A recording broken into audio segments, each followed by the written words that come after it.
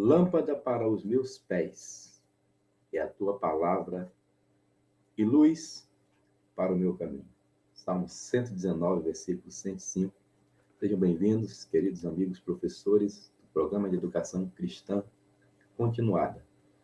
O servo revela o futuro. Esse é o tema da lição número 10 do PEC. Vamos nós. Quero resumir cada vez mais esta aula para os professores, sendo apenas uma dica ou alguns subsídios rápidos para que você possa aprimorar a sua aula. Se você não se inscreveu ainda no canal do Pastor João Neres, faça isso. Estamos com 2.350 inscritos e eu faço diariamente a live lendo e explicando a Bíblia Sagrada. Inclusive o Evangelho de Marcos já está todo gravado. Você pode ir aí nos capítulos, no caso nosso aqui é o capítulo 13 hoje, né? Você pode ir no capítulo que desejar e que estiver preparando a sua aula. Eu acho que é bom para você. Aí eu e o comentarista, pastor Pádua, comentou a última revista de Êxodo e Levítico.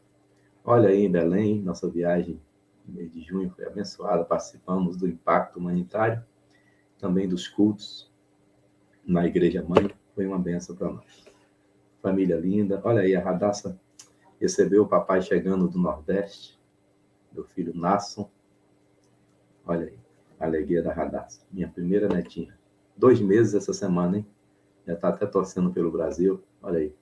Um beijo, Radassa, Deus te abençoe muito. Recapitulando aqui rapidamente, meus amados, Mateus, escrito aos judeus, em hebraico, apresenta Jesus como rei. Marcos, aos romanos, apresenta ele como servo, é o tema da nossa revista. Lucas escreveu para Teófilo, apresenta como filho do homem. E João escreveu aos gregos e apresenta o Cristo como o Filho de Deus. A tríplice missão da igreja: querigma, pregação, koinonia, comunhão e diaconia, serviço. Glória a Deus. Esse é o livro do pastor João Neres. Quando eu for na sua igreja, levarei alguns, se você me convidar. Glória a Deus. E aí está o contato para perguntas. Caso deseje perguntar alguma coisa, fique à vontade. Tem aí o e-mail, webneres@gmail.com, e esse número é também WhatsApp. Vamos lá, amados. Rapidamente, lição número 10. O servo revela o futuro. Sereis odiados de todos por causa do meu nome. Aquele, porém, que perseverar até o fim será salvo. Bem, nós já temos visto esse movimento mundial de ódio pelos cristãos. Não é somente no Brasil, não é só por causa das últimas eleições, nada disso. Os cristãos têm sido odiados em todo o mundo. O progressismo tem avançado de forma avassaladora e tenta, de todas as formas, colocar o cristianismo como uma ideologia ultrapassada, e a tendência é que isso aumente, tá, amados? Até que nós não tenhamos mais espaço para viver aqui, e então se cumpra aquela palavra de Cantares que diz: levanta-te, amiga minha, formosa minha, e vem. Aleluia. Verdade prática: a glória da volta de Jesus é maior do que qualquer perseguição que enfrentamos por causa do Evangelho, né? A glória que há de se revelar nem se compara com as aflições desse tempo presente. O texto que você vai ler com os alunos, Marcos 13, do 1 ao 23, preferência na versão revista e atualizada. Amados, princípio das dores. Bem, já estamos vivendo isso pelas situações, né, pelo cumprimento das profecias que nós temos visto nos últimos dias, e destacando aqui que nós tivemos 2 templos até então, tá? Porque alguém fala templo de Salomão, né? Templo de Zorobabel, na época de Esdras, né? De Ageu, do profeta Ageu, perdão, templo de Zorobabel e templo de Herodes. Então, deixa eu esclarecer uma coisa para os irmãos. O templo de Herodes é o mesmo templo de Zorobabel. O Herodes apenas fez uma reforma, tá bom?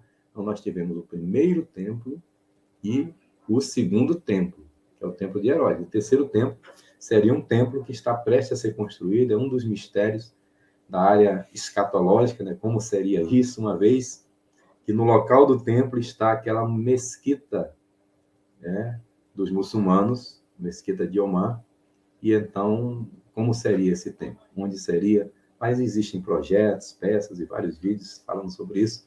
Não daria tempo para a gente comentar aqui, tá bom?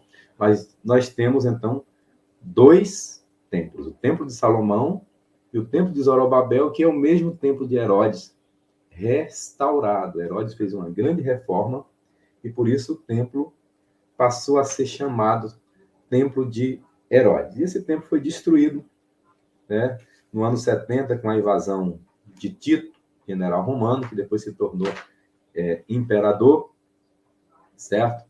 E passamos, então, para a grande tribulação, né? Mas nós temos aí no primeiro tópico a destruição do templo, o engano, guerras e calamidades, perseguição e dissoluções familiares. Queridos, temos vivido isso.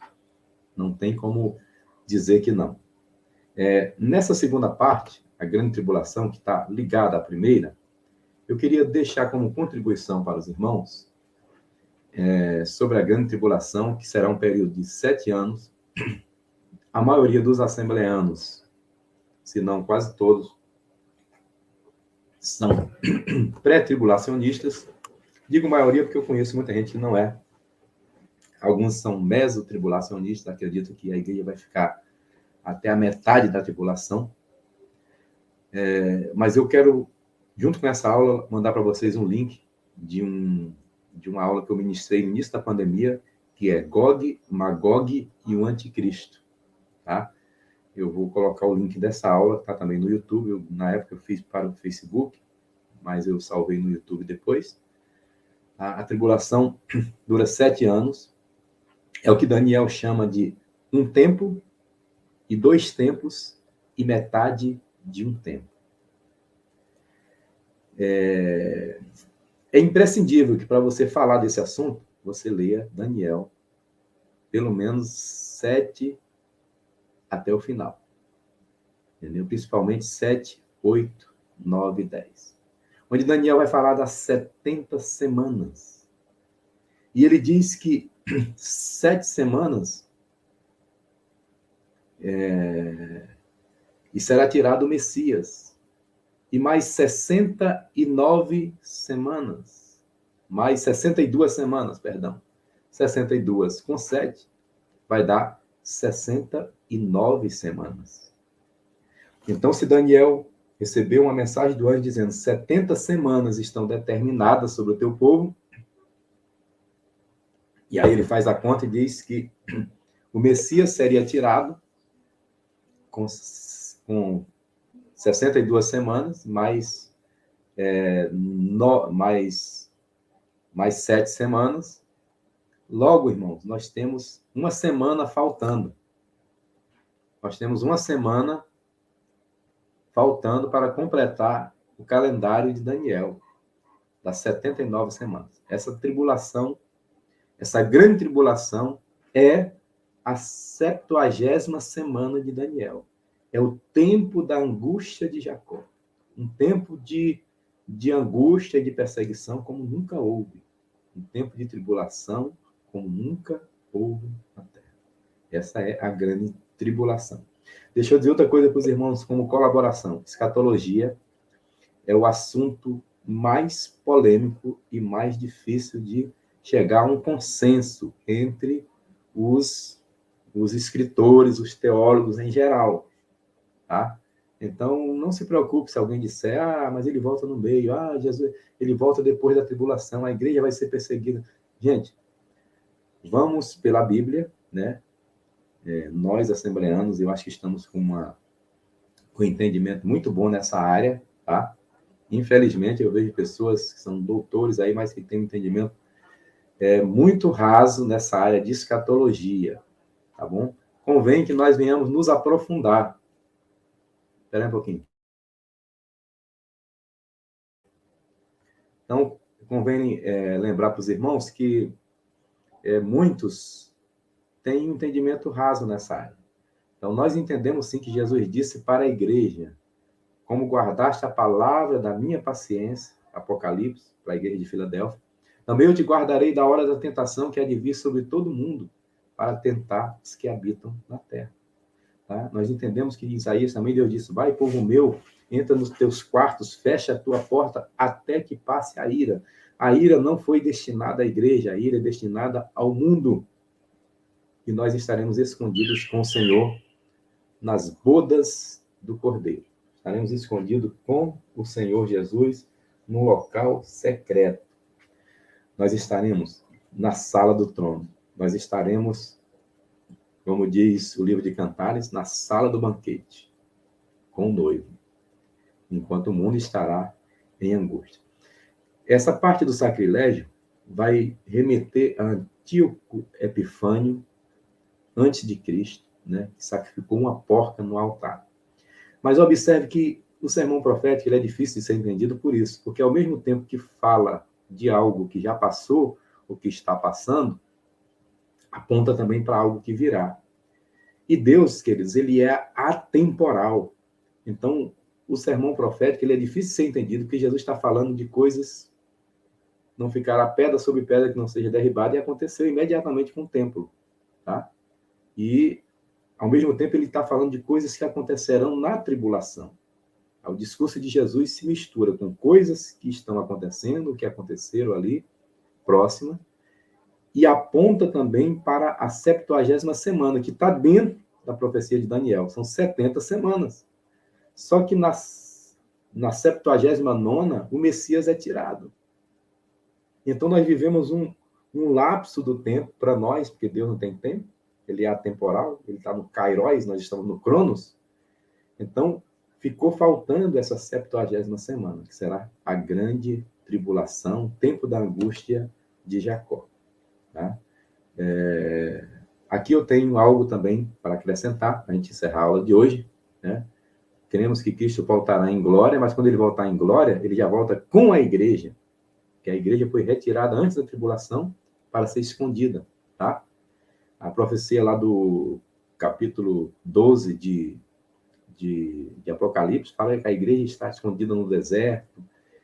Tem várias coisas que nós podemos estudar sobre isso. Pode ser que nós tenhamos pessoas que vão passar por parte da tribulação, é possível. Apocalipse fala que o número dos salvos foram se juntando até que completasse o número específico dos salvos na glória, todos aqueles que deram a sua vida. Mas o certo é que aqueles que ficarem no arrebatamento é um tema, seria um tema de uma aula, né? Ou talvez até de uma revista, e não apenas de um tópico. Mas aqueles que ficarem no arrebatamento poderão enfrentar parte da tribulação, morrerem e se juntarem aos demais, tá bom? Mas a igreja toda passar pela tribulação, não creio, não vejo base bíblica para isso. Agora, para encerrar aqui, ó, a lição da figueira. A lição da figueira. Nós falamos na última aula, e eu repito, somente Marcos menciona que não era tempo de figos. Jesus passa pela figueira, amaldiçoa, ela murcha, quando volta ela está seca. Ele vai no templo, diz, não ficará pedra sobre pedra que não seja derribada. Então ele está falando com a figueira, mas ele está querendo passar uma lição, que aquela religiosidade judaica, o tempo do templo acabou. O tempo daqueles rituais chegou ao fim. E agora nós estamos numa nova era. Um novo tempo, nova era no sentido bom da palavra, né? No tempo da graça. No tempo onde estiverem 2 ou 3 reunidos, o nome do Senhor está presente. Não quer dizer que nós não possamos ter templo, mas quer dizer que o templo hoje não tem nada a ver com aquele templo do Antigo Testamento, o templo de Salomão, onde Deus só se manifestava ali, o culto só poderia ser feito ali, só poderia ser feito pelos levitas. Hoje não. Nós, de todos os povos, nações e línguas, podemos cultuar. Onde tiver 2 ou 3, ele está presente, né? O que Jesus queria dizer era isso, tá bom? Agora, para encerrar, sobre a figueira. O comentarista não tocou nesse assunto, até porque alguns acham um pouco polêmico, mas muitos teólogos da área de escatologia, eu, particularmente, pastor João Neves, concordo com essa visão, associam a figueira à nação de Israel. Quando diz, quando a figueira começar a florescer, fiquem atentos, porque está próximo o verão. E o verão é o que o livro de Cantares diz, que quando o verão chegou, a rolinha cantou, e o noivo disse, levanta-te, amiga minha, formosa minha, e vem. Tá? Então, se a figueira é comparada a Israel, quando é que Israel começou a florescer? Isso aqui fazendo um paralelismo, fazendo uma comparação. Israel começou a florescer quando, primeiramente, em 1947, na reunião da ONU, presidida pelo brasileiro Oswaldo Aranha, ele retardou a Assembleia da ONU e ele também votou, chamado voto de Minerva, mas é mais que isso, ele fez de tudo para que houvesse um número de delegados suficiente para votar a favor de Israel. 14 de maio de 1948, Israel volta à sua terra. Volta à sua terra e agora com 74 anos, essa nação é uma grande nação poderosa, temida por todas as nações da Terra. Uma nação que tem potencial atômico, que tem um sistema de mísseis que defende 24 horas dos mísseis do Hamas e de outros inimigos. Mas se Israel é a figueira e ela começou a florescer em 1948, nós já temos 74 anos de figueira florescendo. E Jesus vai dizer nessa mesma profecia, não passará essa geração sem que todas essas coisas aconteçam. Se uma geração para o judeu é considerada 100 anos, nós estamos dentro de um período onde todas essas profecias relacionadas à vinda do Filho do Homem irão acontecer. Que Deus nos abençoe, que Deus nos guarde e que o Senhor nos mantenha vigilantes. O mundo jaz no maligno e as circunstâncias tendem a se agravar no futuro. Nada obstante, por mais dura que possa ser nossa realidade, devemos permanecer firmes e vigilantes até a gloriosa volta do nosso Salvador. Que Deus guarde a sua igreja. Maranata, ora vem, Senhor Jesus. Capítulo 13 de Marcos, sermão profético. O servo anuncia, revela o futuro. Que Deus abençoe os irmãos em nome de Jesus. Um abraço e até a próxima lição, a lição número 11. Boa aula.